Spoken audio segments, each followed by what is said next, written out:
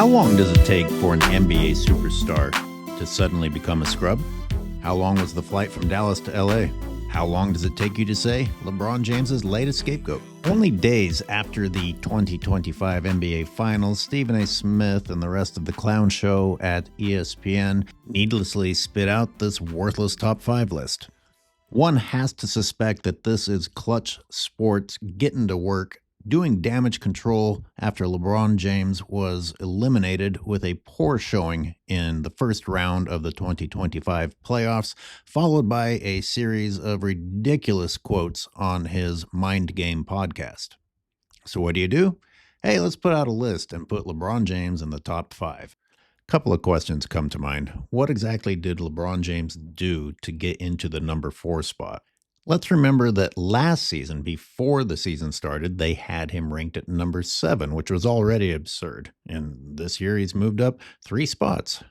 Maybe a better question, however, is what happened to Luka? Luka's been top 5 for the last several seasons. Last season, ESPN had him as number 2. Now he's not even in the top 5. Why? Yes, he was injured for a while. Then again, so was LeBron James. But when Luka was traded to the Lakers, he was suddenly uninjured and led the Lakers on a winning streak. In fact, LeBron James was the only reason that they had any losses during that stretch of games. Maybe you're thinking about the playoffs. Doncic to James. James puts up a 3. Maybe you are dumb enough to listen to Kendrick Perkins. The reality is, Luka Doncic carried the Lakers. Luka Doncic is the person who is on this screen for the series leaders. Where's LeBron James's face? Luka led LeBron in scoring and assists. LeBron only beat Luka in rebounds, and that was only by 2. And we all know how worthless LeBron's rebounds are. Maybe, once again, you were dumb enough to listen to Kendrick Perkins and want to talk about defense. Listen, LeBron James playing defense is what caused a guy who has no offensive bag to suddenly become Wilt Chamberlain. Let's dig a little bit deeper with this. I want to start by looking at where the NBA ranked these guys in terms of their all-NBA first-team selections. First, let's consider that Luka has been all-NBA first-team every year except for 2025. He only played 50 games. I believe that disqualifies him. But also note, LeBron James hasn't been all NBA first team any of those years. I've got to ask how a guy who isn't making all NBA first team selections keeps getting this ridiculous promotion on these ESPN top players in the NBA lists. It gets worse. LeBron hasn't even been making all NBA second teams.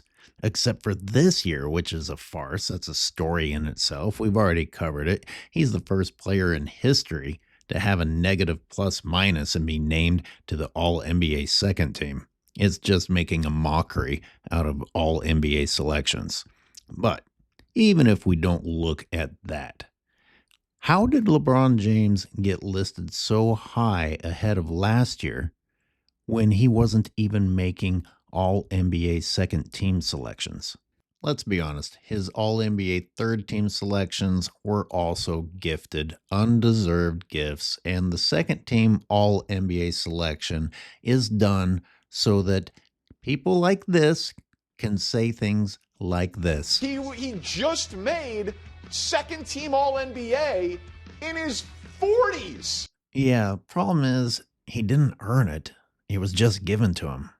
And people like this and Nick Wright are going to bring up the second-team All-NBA selection a lot.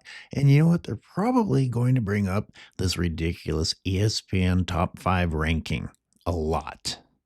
And it doesn't mean anything. In fact, all the other rankings and performances in the NBA prove that this doesn't make any sense.